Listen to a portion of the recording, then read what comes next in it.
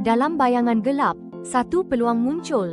Musuh yang selama ini memburu, kini terbaring tanpa daya di hadapan David. Segala kepahitan, kemarahan, dan keinginan untuk membalas dendam membanjiri hati. Namun, adakah ini jalan yang benar? David tahu, membalas kejahatan dengan kejahatan bukanlah kehendak Tuhan. Walaupun hatinya hancur, dia memilih untuk menyerahkan semua kesengsaraan ini kepadanya. Ini adalah tindakan iman, satu keputusan yang mengubah segalanya. Dia tidak akan mencelakakan orang yang diurapi Tuhan. Seperti yang tertulis dalam 1 Samuel bab 26 ayat 11, saya tidak akan menghulurkan tangan saya untuk mencelakakan orang yang telah diurapi Tuhan.